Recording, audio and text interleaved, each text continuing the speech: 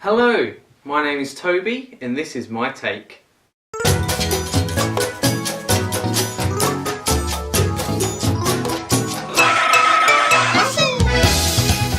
Hello, my name is Toby and welcome to the Geek Guru channel, the channel about all things geek and gaming and everything in between. So what I've got for you today is basically some gaming history.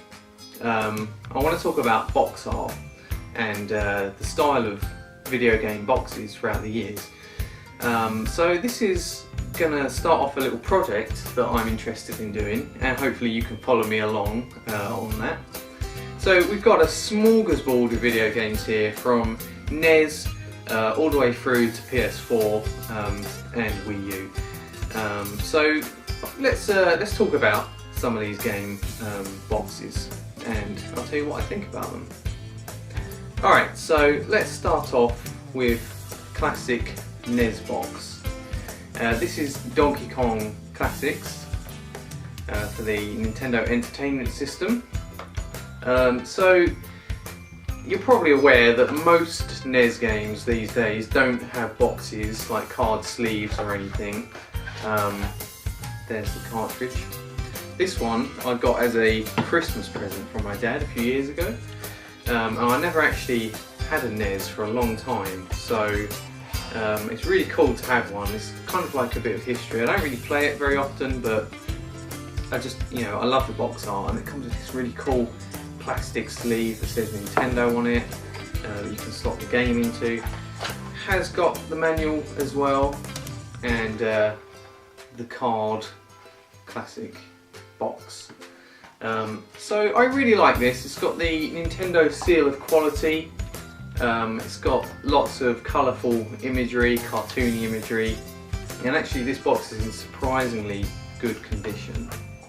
A couple of little broken bits on it, but hey ho, what can you do? But it's this that most people see as iconic.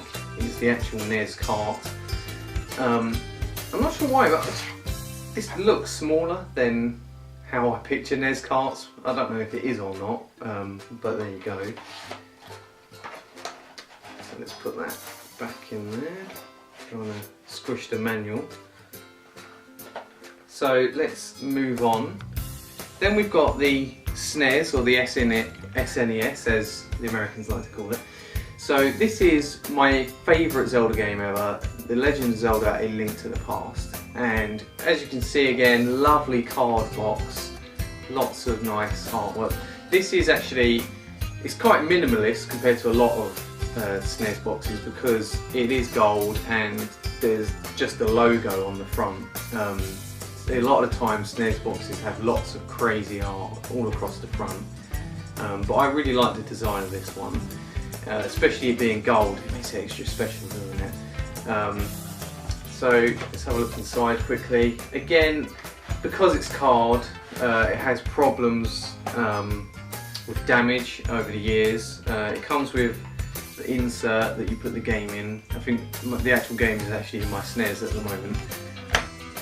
It's got the map, the classic map. Games don't come with maps anymore, like not as much as they used to anyway. And again, the manual, full colour manual. Look at this. This is awesome. I used to read this all the time as a kid, and I used to just like pore over this map constantly, and when I wasn't able to play the game. So yeah, this one is actually in good condition again, but it's starting to wear. It's got a lot of frayed corners and scuffs here and there. But the reason I'm doing this is because I want to actually restore some boxes, and it's really hard with these card inserts. It's really hard to get the manual in without damaging it, which is probably why it's got a curled corner there. So I think I'm just going to put that to one side for now and sort that out off cam.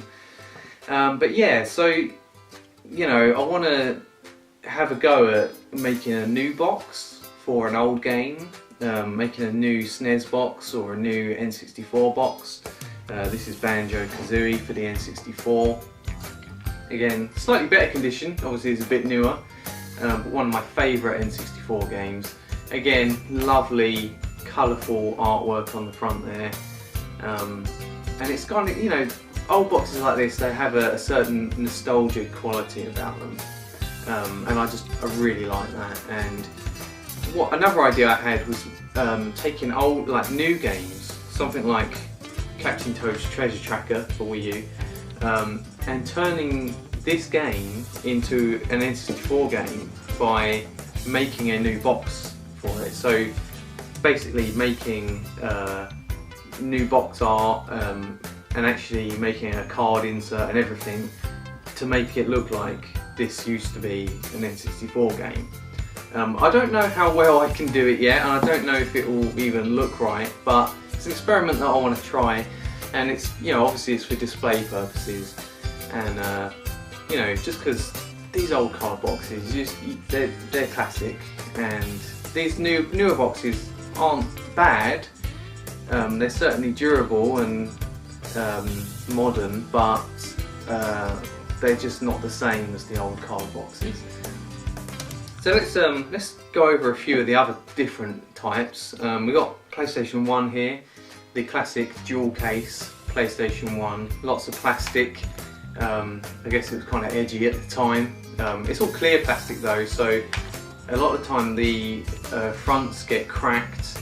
But this one is actually, it's got 2 discs, so the front of it is probably a bit more durable than most. Lots of manuals and all the other bits and bobs there. This one's in quite good condition. So I do actually like these, again, for nostalgia qualities. So it might be interesting just to make some like PlayStation 1 type box art for like something like the Order that I've got here on PS4. So if I could turn that into a PS1 game, that would be cool as well. Let me know what you think about that. You know, we've got the PS3 box here. Again, it's different. Again, the clear plastic at the very top, but very similar to a PS4 box, really, other than the blue colour. Yeah, I think that's pretty much what I want to talk about. The Dreamcast games did have dual cases as well. Classic Shenmue there. Lots of discs, but yeah, I love like old retro boxes and games, and I just want to try and turn some new games and demake them into old games with new box art.